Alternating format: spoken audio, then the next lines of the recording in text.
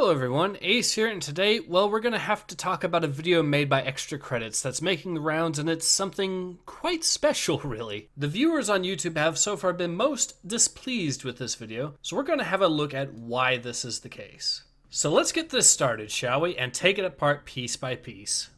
There you are, playing the PvP in your World War II shooter, and all of a sudden, you're a Nazi. You didn't ask for this. You didn't choose this. Yet there it is. And it's treated no differently than playing a British soldier.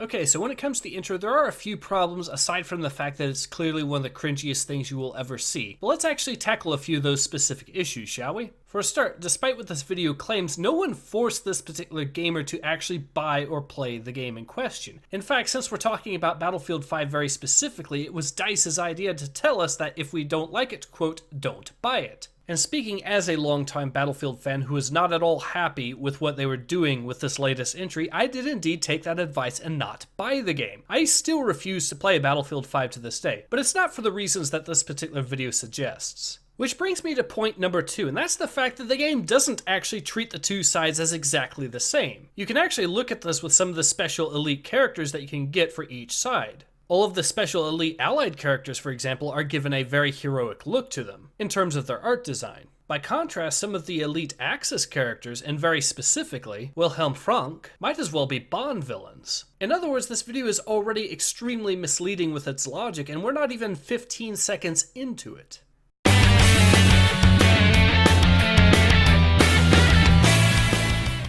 This is bad on so many levels. No one should ever have a random chance of fighting for the Nazis. And we should never express that there's no meaningful difference between Nazis and Allied soldiers, or that they're functionally interchangeable. As I've already explained, this logic is fundamentally flawed when you actually look at the details of Battlefield 5 here, as the sides are not shown as being completely equal or exactly the same, unlike what this video is suggesting. And let's pause for a moment to examine the fact that I'm actually having to defend Battlefield 5 here, a game that I absolutely detest. That's how poorly thought out this video actually is that Extra Credits has made.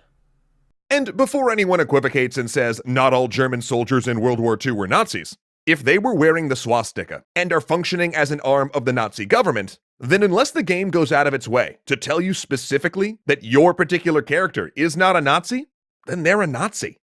In that multiplayer shooter, when it switched you to the German side, did it go out of its way to tell you that the person you're playing was pressed into service under threat of their life? Yeah, that's a big ol' nope.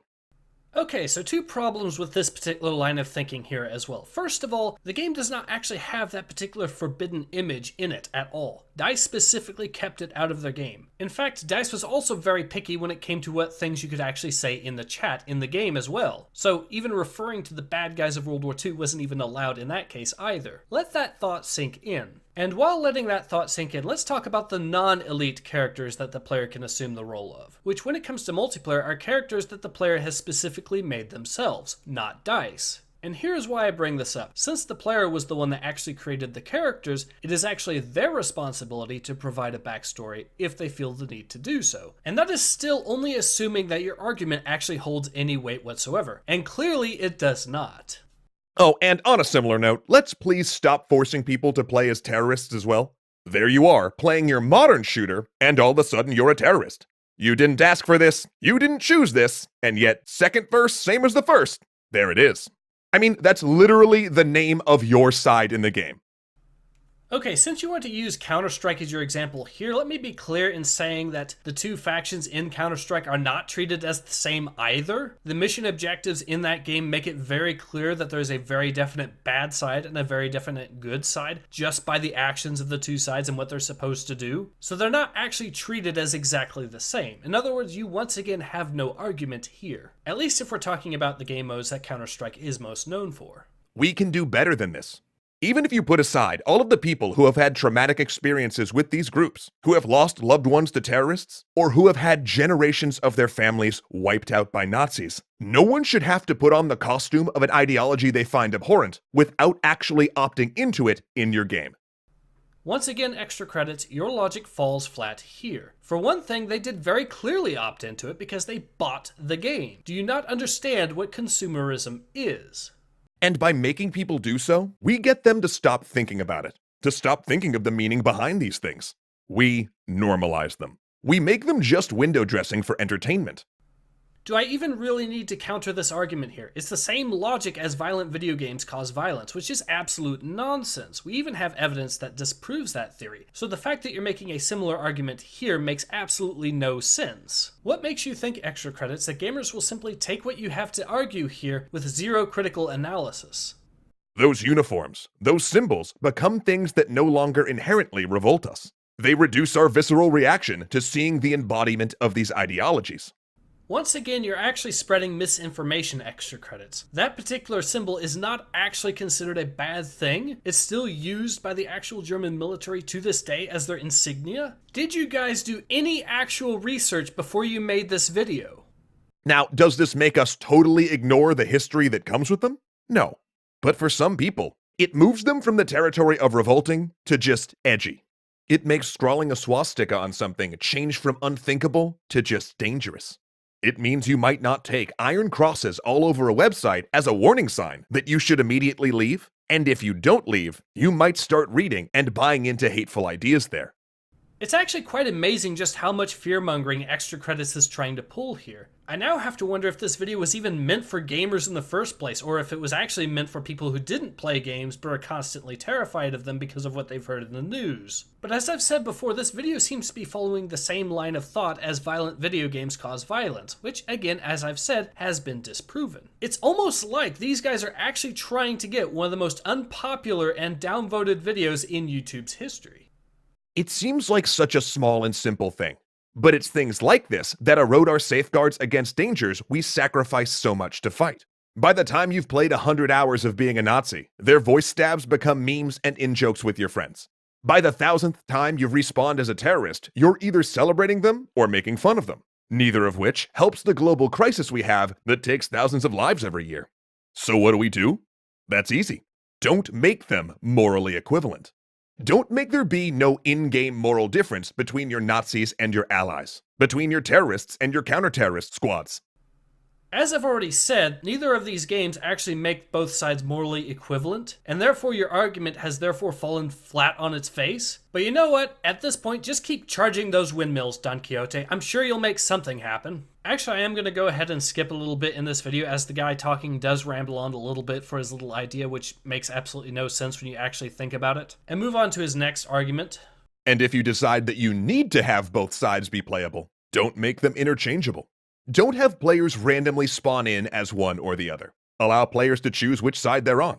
You know, most games actually do give you the option to choose which side you actually get to play on. Even if you're talking about something like the Battlefield games, you have the option to switch sides in the middle of the match. Am I to understand that literally no one at Extra Credits has ever played a Battlefield game before? Now, of course, this has all sorts of in-game problems, such as creating shorter wait times for fascists, but you know what? Those wait times could be artificially extended if it meant players had an active choice in what teams they would represent if you're saying we need people playing Nazis in our games.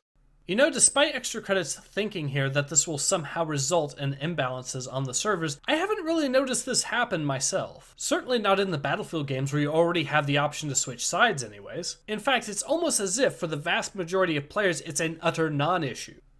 And if you're going to say, but we need it for historical reasons, then your game better actually be historical. You can't really just hide behind the fact you called your desert map El Alamein and say, but it's historical. If that were the case, you need your PvP to at least represent real historical events and be a realistic take on those battles.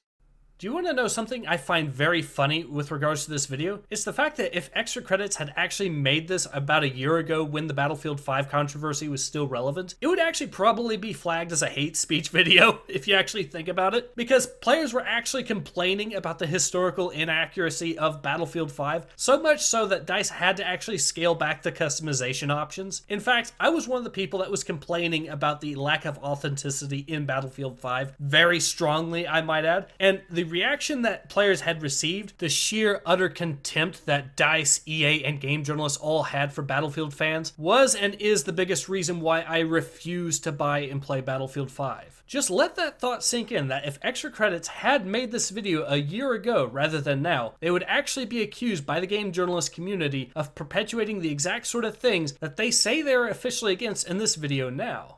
I could keep going, but this has pretty much been beating on a dead horse for a while now, and I'm quite confident that you guys are well aware of what my thoughts are on this. So since this video has been dragging on, let's go ahead and call it a day. So if you'll excuse me, I'll actually be busy recording more footage for my next Let's Play video of a medieval. I do hope to get it out to you guys soon. But in any case, this has been Ace. Hope to see you guys again soon. Take care. Ace out.